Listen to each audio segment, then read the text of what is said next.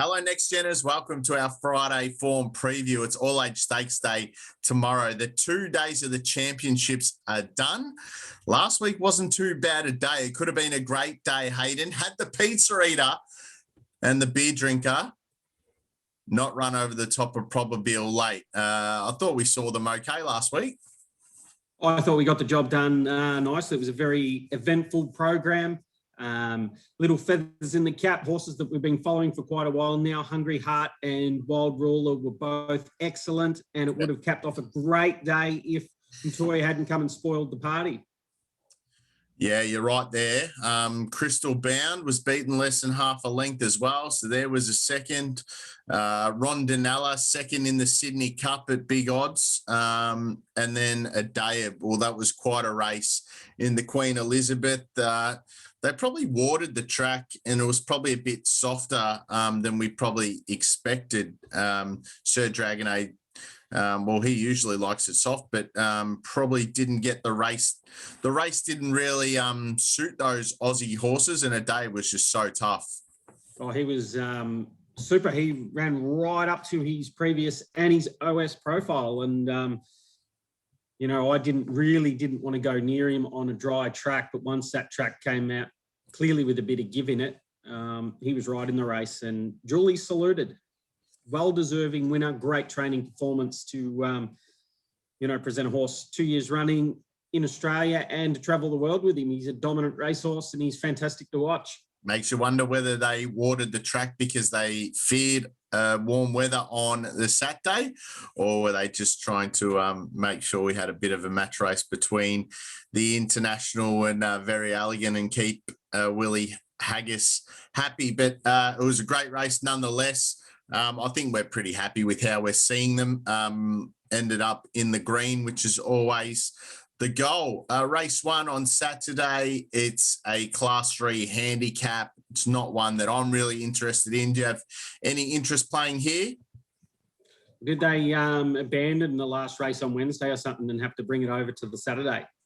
Well, I think they did. You can tell we're sort of getting to the end of the carnival there. So I'll take your hint and move over to race 2. It's the Group 3 3-year-old fillies. Matchmaker, your girl got a few people out of trouble last start. Randwick, the 10th of April, first day of the championships.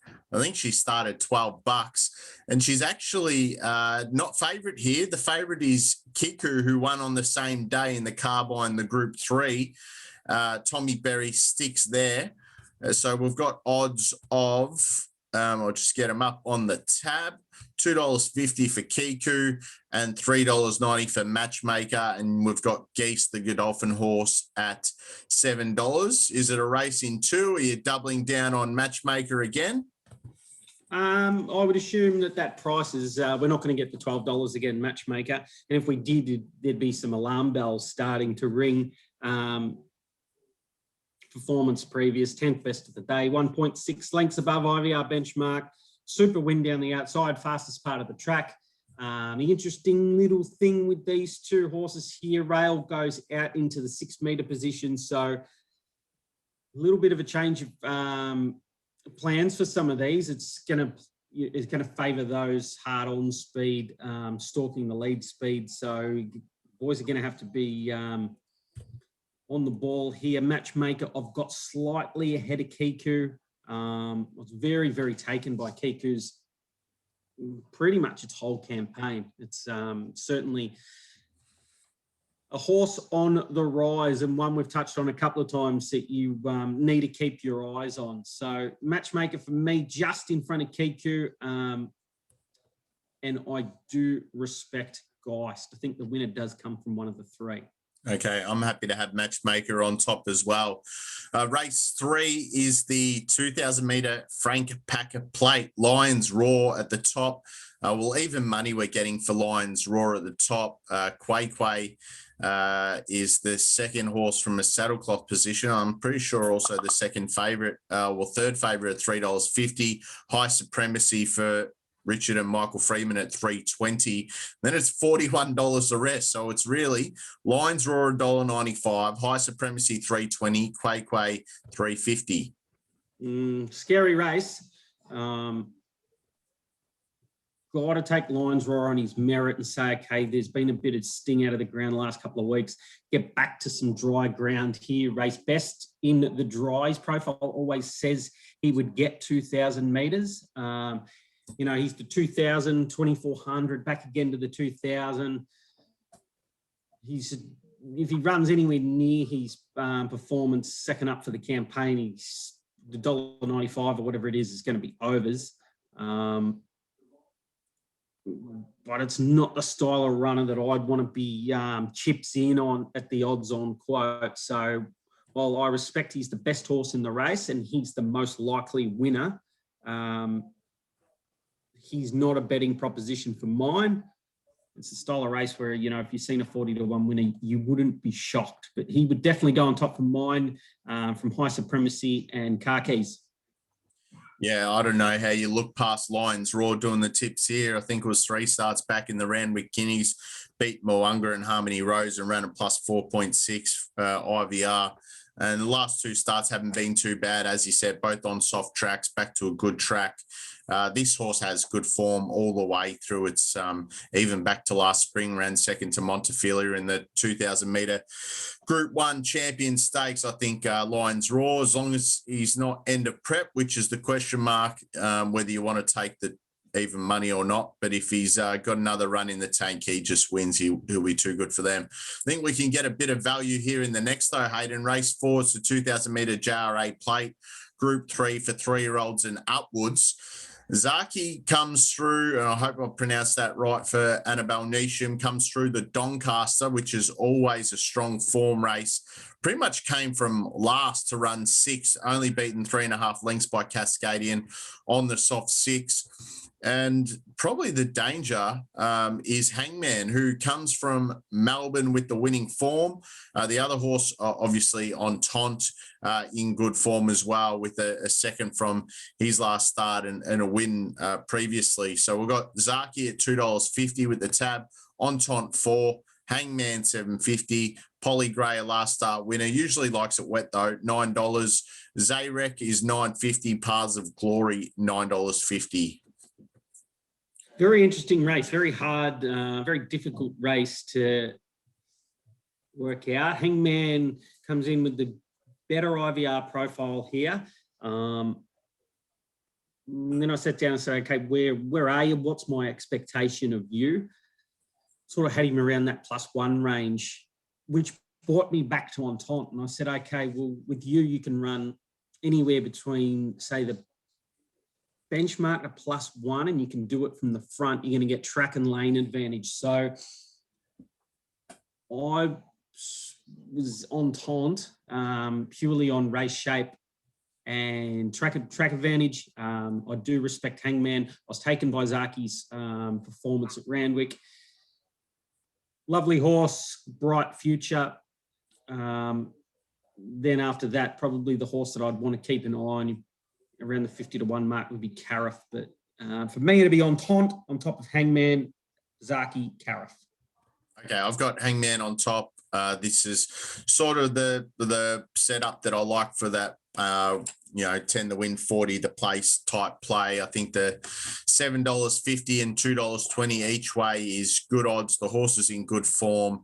As you said, IVR number, I think he was best of the day, that performance at Caulfield on the 3rd of April. And he had a pretty significant mid-race slowdown there and was able to kick again. So I'm happy to have Hangman on top in this race, but small the win, bigger the place. Race 5 is the Tab Hallmark Stakes, 1,200, Group 3 set weights and penalties. This is a great little race. I found it pretty tricky to do the form here, but we've got 11.11 at $3.50. Last start winner, Senior Fox at 5. Roheron $6.50 comes through the same race. Splintex at 7. Deprive at 7. Victorium $7.50. I thought maybe Rainier at $17 and $4 was massive odds first up here. Easy Eddie at 19 and Outback Barbie at 26. I think you might be sniffing around the right area there with Rainier. I was surprised by that price.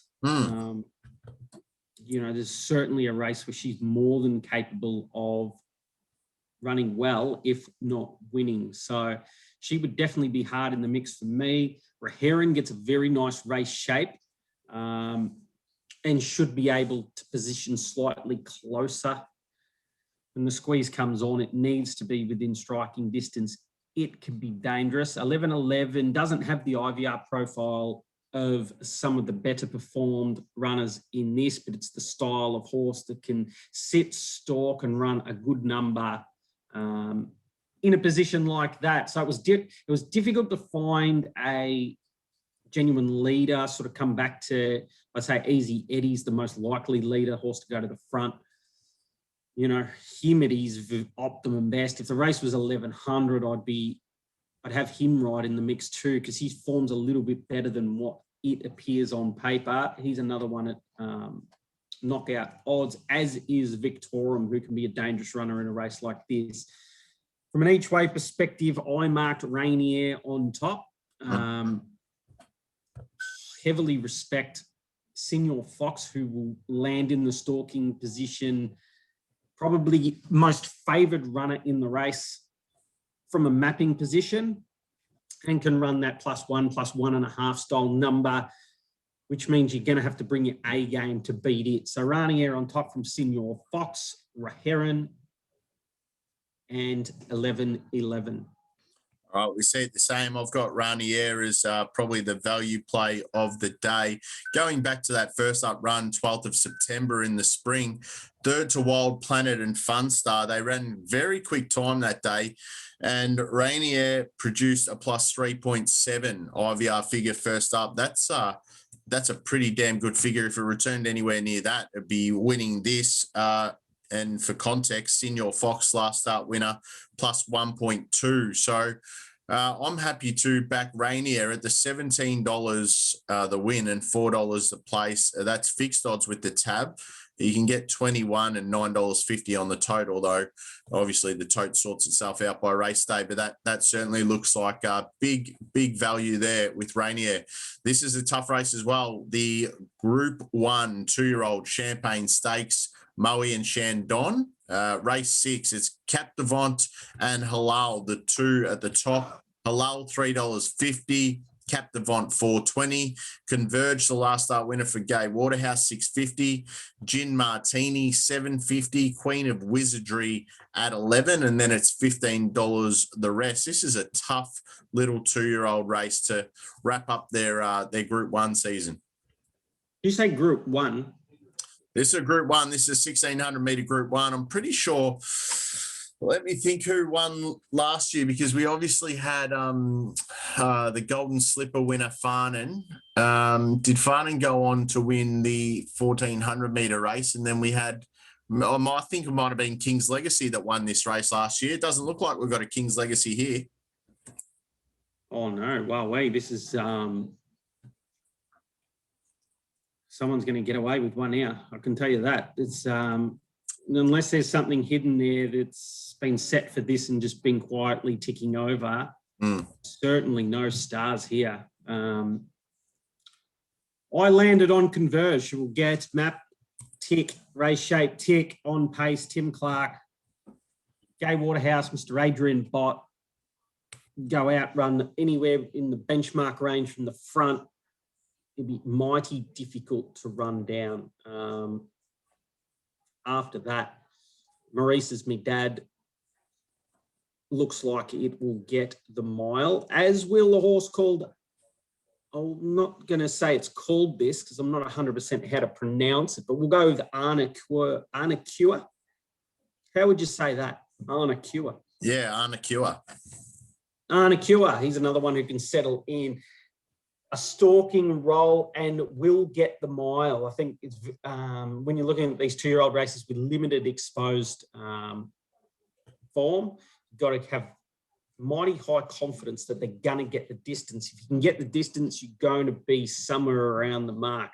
Other two horses there that I've seen who will get the 1,600 metres and they'll get it strongly would be Akahata, Craig Williams, Bjorn Baker, and the other one was General Patton down the bottom. He's one who looks like will get the mile. But for me, it was Tim Clark, Gai Waterhouse, Adrian Bott, on speed, have some fun, converge to beat Arna Cure. Maurice is me dad, Arkahata. Terrible race. It was King's Legacy who won this race last year after winning that 400-metre sires on the way through. And I think the place getters last year in this race were Glenn Fittich and Ole Kirk. So it was a pretty strong addition. Obviously, we're not seeing the same here. I don't really have a strong view from a betting perspective, so I won't be tipping the punters into anything in particular. But if this is a quaddie leg, which it is the first leg, I'd be going pretty wide.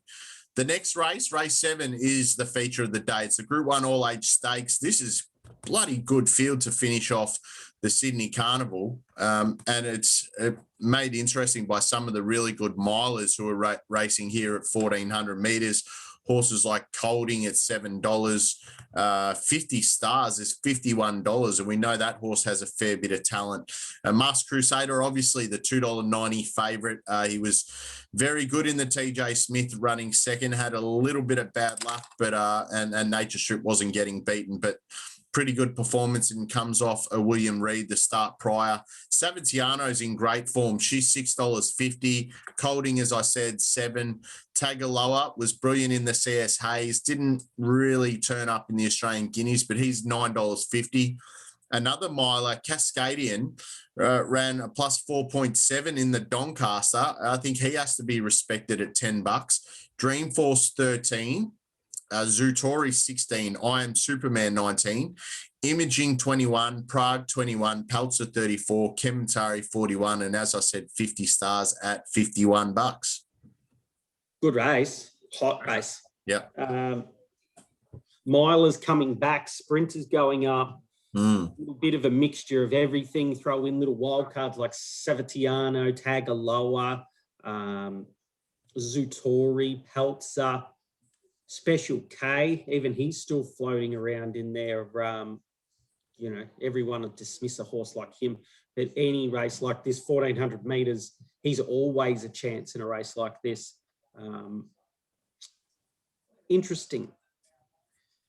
Very, very interesting. Would the possibility of Group 1 Sprint going into Group 1 Sprint has the edge, Wet Track has the edge, come off Masked Crusader?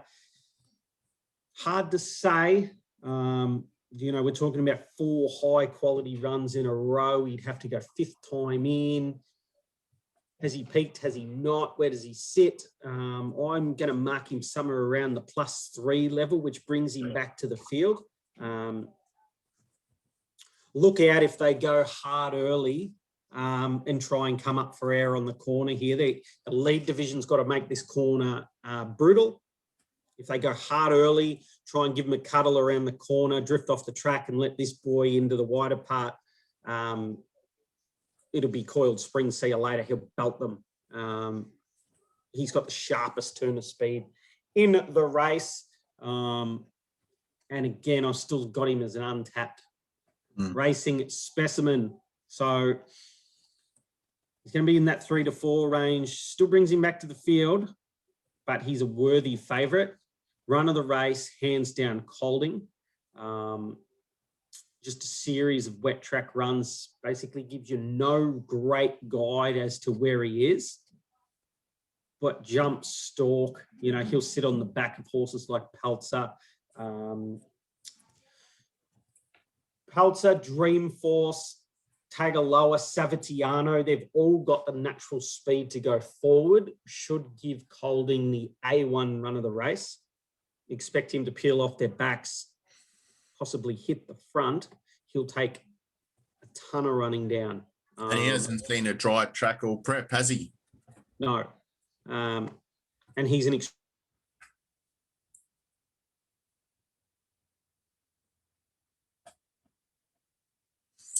just frozen there, Hayden. Might have a bad internet connection. Sorry, I'll just get you to repeat that. I said to you that he hadn't seen a dry track, and you were going to say he's an extremely... Oh, he's an extremely good horse. And he's the horse that I wanted to be with if we got a dry Doncaster. Yeah. Unfortunately, he didn't get an opportunity to have a crack at that. So, I don't consider this race an afterthought for a horse like him. Yeah. I expect they've played the smart card and they've just waited for the right track conditions and just had him ticking over all along. So he might have a bit of a spring in the step. He's 28 days in between runs, which will freshen him right up. And he's certainly got some elevation left in him this campaign. So for me, it was very, very hard to split the two. From an each-way perspective, Colding looks like a great bet with some value there. You're going to be pushing the place price Colding as you will be getting the win price Masked Crusader. So from just purely from a betting term, I've got nothing between the two, Masked Crusader, Colding, Dreamforce at his optimum best. He's another one who's been loitering around, trialing well, looking for that dry surface. I'm not sure whether he can go right into the big range here. Interesting that James Cummings got 63 runners in the race and J-Max decided to ride Dreamforce. He's obviously seen him through the trials, knows that he's going extremely good. So you've got to respect that. Apart from that, the other runner, I wanted to look away from the obvious and say, okay, if there's a bit of a boil over, who could it possibly be? And I kept landing on Imaging with Group 1 Glenn on board, who got the power through the mid-race to put himself in a position, and he can maintain a sprint late to be somewhere around the mark. So for me, nothing between Masked Crusader, Colding. I'm edging on the Colding side from a betting perspective. From Dreamforce, Imaging, great race. Couldn't talk you out of anything. Yeah, and you haven't mentioned my top tip, and that's Savatiano. She's just airborne, this mare. She's actually, it's not only a theory, it's proven by stats that Vince Accardi and yourself see mares come back and improve prep on prep. We don't really see that with the boys, but this is a mare that she's come back this prep and gone to an all-new level. Her last start beating Mizzy was a plus 4.2. Obviously, Masked Crusader ran third in that Canterbury Stakes. Masked Crusader then went on and won the William Reed and ran really well in the TJ. And Mizzy, who ran second, pretty sure she backed up a week later and she ran second to Crone in the Coolmore Group 1. So the form stands up. And I think they've also figured out that Savatiano is just a really good fresh horse, likes a gap between her runs. She's actually won 3 on end now. If we go back to 7th of November, then she won 30th of January with 2 or 3 months between runs, and then another 6 weeks between runs into the Canterbury Stakes. She's been kept fresh for this, had a trial in between. Hugh Bowman, massive tick. And if you're asking me to try and make a profit on this race, the $2.30 on offer for the place and $6.50 the win. I think we were able to get a little bit better yesterday, but she's the 10 by 4 or 10 by 40 type play that I like to play. So I think she's just in super form. That I think she keeps that form up. She'll be running top 3. Race 8 is a Yarraman Park handicap. It's a benchmark 100. There are some good horses here. They're those second-tier horses, horses like Cuba and Brandenburg and Betiga. I'll just get up the odds now. Nudge is $4.60.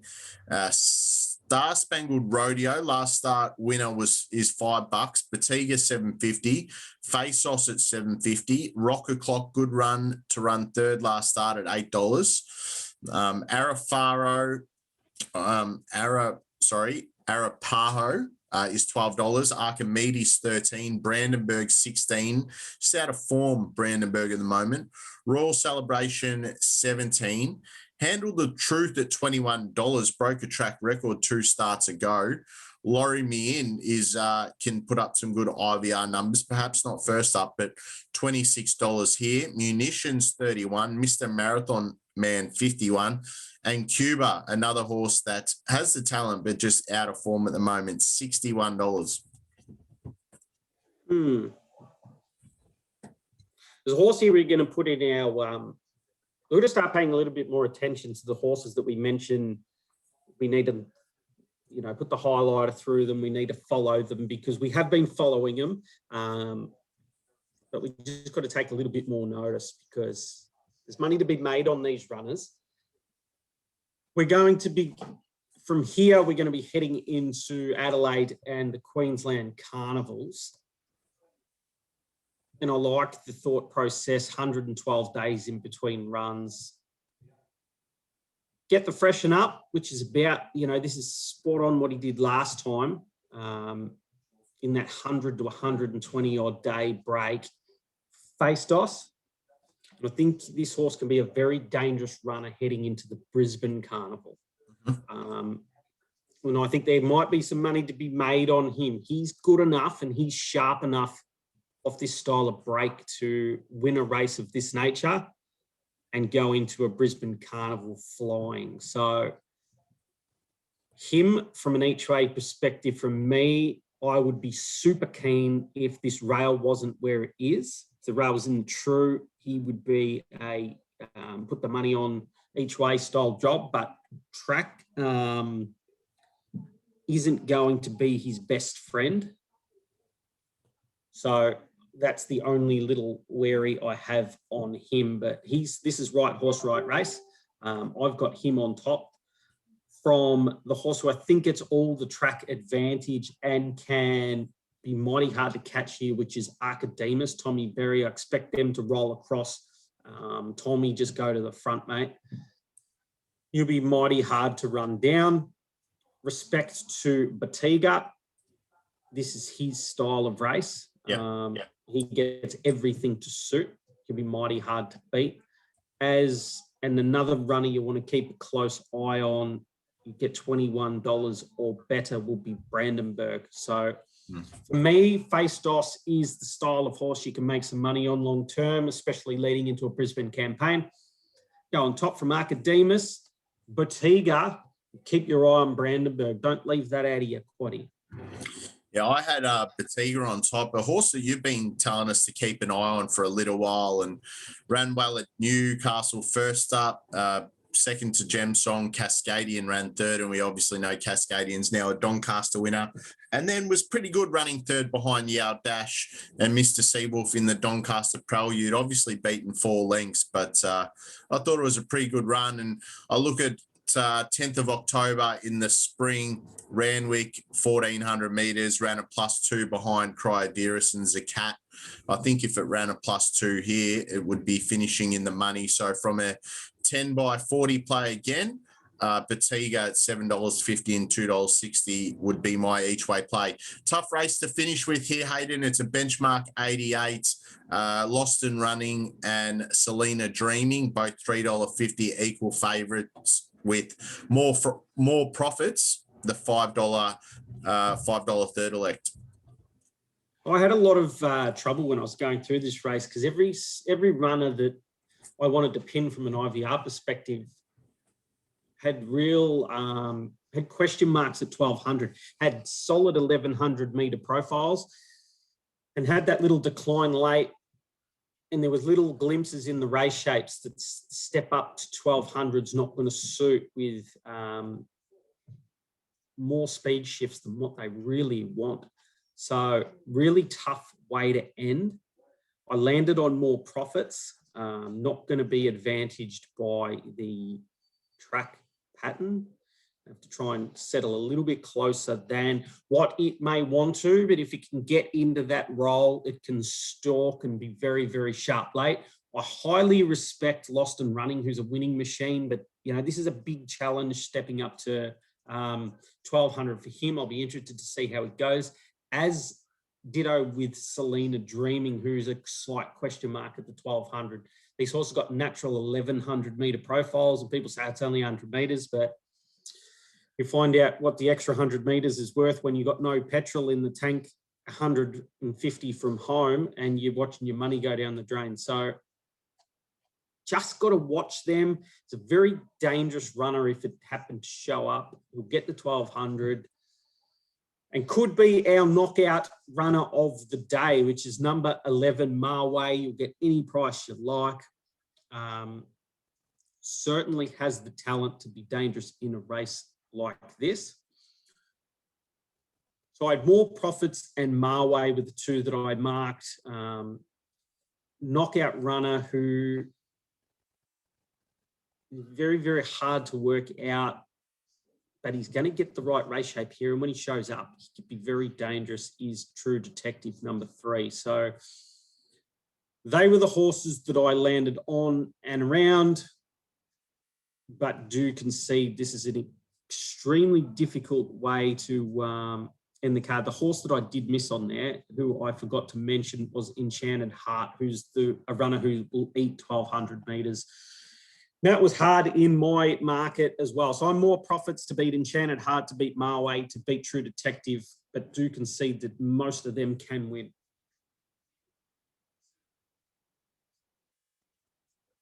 Sorry, mate, I muted myself there.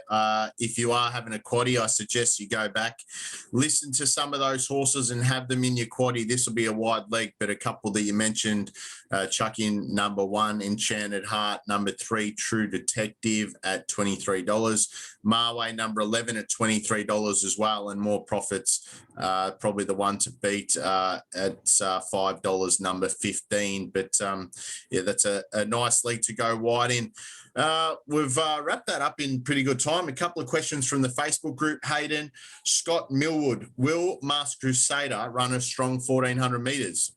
There's nothing in his profile whatsoever to say not only will he run it, his profile screams he's a 1,400 metre horse. So anything 1,400 and below, I don't think he's got an issue. All right. And Jared Duggan, can Brandenburg win? Yes. Did we mention Brandenburg? You did mention Brandenburg, so that's a good push there for Jared if you like Brandenburg.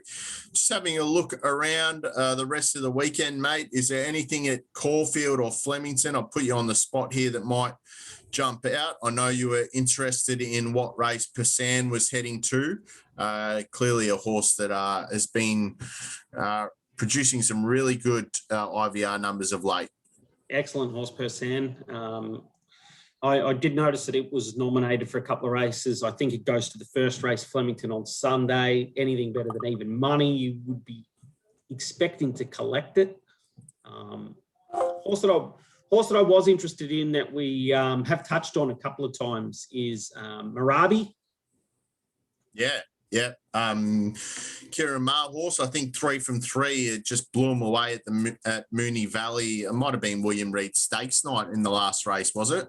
Yeah, it's got it's blown him away 3 times. The interesting little part for me was 12 back to 1,100. If it finds the front and finds the fence, it'll be game over for that lot. So dangerous runner at Caulfield. We like to touch on things from a statistical point of view. Very dynamic horse, and is a runner who's proven that she can overcome a little bit of adversity in her races too. The latest 2 performances, I'm just getting her profile up on my screen, have been excellent. And the thing that I'm taking on the most is her late speed. Her late speed's incredible. Her most recent run at Moonee Valley, she was plus 8.5 last 400. And she had to overcome a little slowdown when doing that as well. So, that combined last 400 metres plus 8.7, she was plus 5 between the 4 and the 2. That's off a 12-length mid-race squeeze. She's got all the makings of a group sprinter. Yeah. And I think the Marcamp's been very smart by going slowly with her and not putting the acid on her too quickly, and just letting her win her way through these grades. Like, she should just eat a benchmark 78 group, but all eyes are going to be on her come Saturday. I think she's the most exciting of the horses that run around at Caulfield.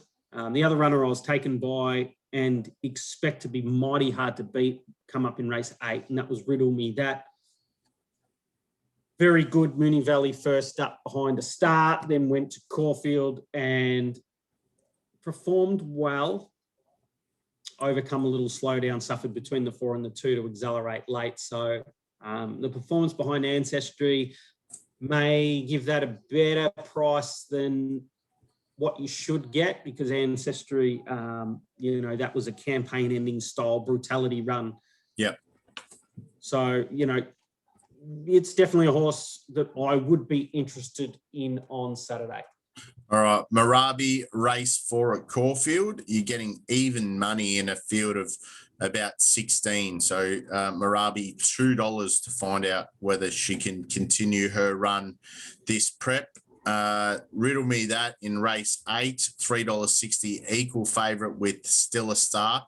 One other one I wanted to mention from an IVR perspective was race 7 at Caulfield on Saturday. Number 4, Muhammad. I can't even say that horse's name. Muhammad Dayas. $2.90, comes off a roughly 1.5 length above benchmark performance 7 days ago, winning at Caulfield. So returns to the same track and distance. Don't worry about the weight. Not even top horse in this race, but 58 kilos, but $2.90 the win. Very tough horse. If he reproduces that, he's going to be pretty hard to beat. He's in really good form for Nick Ryan. But I think we've covered everything off there, mate. No more questions on the Facebook group. It's going to be a nice way to finish the card and or finish this carnival, and then perhaps we can look at some of the other carnivals around, as you said, Adelaide and Brisbane coming up, and perhaps get a few guests on the show before we roll around to the spring, which won't be too far away. But good to chat, mate. Pies win on Anzac Day? If we've got any players left, yes. Let's hope Essendon don't show up. We can belt them with a little bit of luck. Let's hope so, mate. Good to chat. We'll post up all our bets on the Facebook page. Have a good one. Goodbye. Hey, mate.